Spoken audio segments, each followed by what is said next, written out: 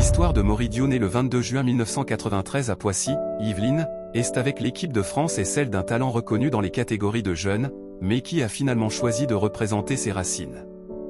Voici les points clés de son parcours avec les Bleus. 1. La formation à la française. Né à Poissy, Moridio a été formé à l'école des gardiens français, passant notamment par le centre de formation du Paris Saint-Germain. Son potentiel lui a permis d'intégrer très tôt les sélections nationales de jeunes. 2. Les sélections en équipe de France U19. En 2012, alors qu'il évolue avec la réserve du PSG, il est appelé en équipe de France des moins de 19 ans, U19. Il a côtoyé à l'époque des joueurs comme Adrien Rabiot ou Aymeric Laporte. Bien qu'il ait porté le maillot bleu lors de rassemblements et de matchs amicaux, il n'a jamais franchi le palier de l'équipe de France Espoir ou de l'équipe A, barré par une concurrence très dense à ce poste. 3. Le tournant et le choix du Sénégal. Après un parcours sinueux qu'il a mené du Portugal à la Suisse, c'est son explosion à Clermont Foot qui a attiré l'attention des sélectionneurs. Face à la hiérarchie établie en équipe de France, Moridio a répondu favorablement à l'appel du Sénégal en 2023. Il a honoré sa première sélection avec les de la Teranga en juin 2023 contre le Bénin, tournant définitivement la page des sélections françaises pour devenir l'une des doublures de confiance d'Edouard Mendy. L'histoire de Moridio avec les de la Teranga est celle d'une patience récompensée et d'un attachement profond à ses racines sénégalaises. Bien qu'il ait grandi et été formé en France, son intégration au sein de l'équipe nationale du Sénégal marque un tournant majeur dans sa carrière. Voici les étapes clés de son parcours avec la sélection. 1. L'appel du Sénégal, septembre 2022. Après des années à voyager entre le Portugal, la Bulgarie et la Suisse, c'est son arrivée en Clermont Foot qui change tout. C'est performant. C'est spectaculaire attire l'œil d'Aliou Cissé. En septembre 2022, il reçoit sa toute première convocation pour les matchs amicaux contre la Bolivie et l'Iran. Bien qu'il ne joue pas immédiatement, cette étape marque le début de son aventure internationale. 2. Le baptême du feu, juin 2023. Le grand moment arrive le 17 juin 2023. Lors d'un match de qualification pour la CAN 2023 contre le Bénin à Cotonou, 1-1, Moridio honore sa première sélection comme titulaire. Il montre immédiatement sa solidité et sa capacité à diriger sa défense, confirmant qu'il est bien plus qu'une simple doublure. 3. Un rôle de lion exemplaire. Depuis ses débuts, Maurice est installé comme un membre incontournable du groupe. Dans la hiérarchie des gardiens, il s'est imposé comme un concurrent direct et une doublure de luxe pour Edouard Mendy. Intégration réussie, il est très apprécié pour son professionnalisme et son état d'esprit irréprochable. Compétition. Il faisait partie du voyage pour la CAN 2023 en Côte d'Ivoire, vivant de l'intérieur l'intensité des grandes compétitions africaines. 4. L'avenir dans la cage.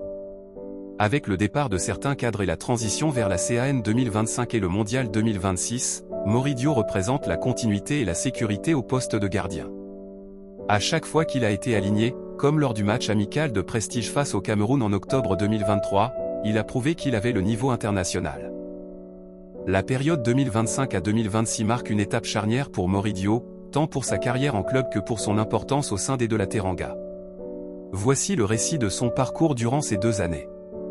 1. Le renouveau au Havre AC, saison 2025 à 2026.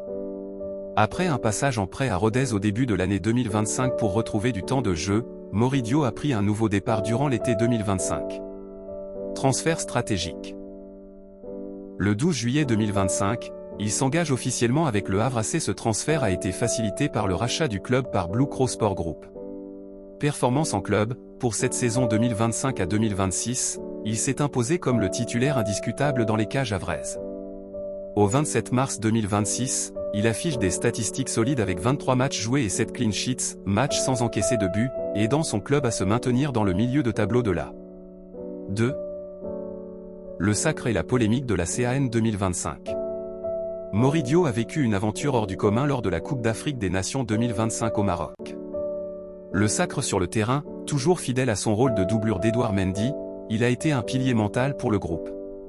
Le Sénégal a remporté la finale sur le terrain, 1-0, et Mori a partagé cette immense fierté avec le peuple sénégalais. Le grand guignolesque juridique, en mars 2026, l'histoire prend un tournant incroyable. La CAF a prononcé un forfait contre le Sénégal après la finale, attribuant le titre au Maroc. Moridio, comme ses coéquipiers, a exprimé sa colère et son incompréhension, le Sénégal ayant saisi le tribunal arbitral du sport, TAS, pour récupérer son trophée. 3. En route vers le mondial 2026. Malgré les remous de la CAN, 2026 est une année de célébration pour le gardien. Qualification historique. Moridio fait partie du groupe qui a officiellement validé son ticket pour la Coupe du Monde 2026, USA, Canada, Mexique. Un soldat de la nation, à 32 ans, il a réaffirmé son engagement total, en sélection, ton ego, tu le mets de côté. Tu es là pour servir une nation. Il est désormais considéré comme le numéro 2 incontesté, en concurrence saine avec de jeunes talents comme Yehvan Diouf. Résumé des faits marquants, 2025 à 2026, événements détails. Club signature au Havre AC, contrat jusqu'en juin 2027. Stade 25/26 23 matchs, 7 clean sheets, au 27 mars 2026.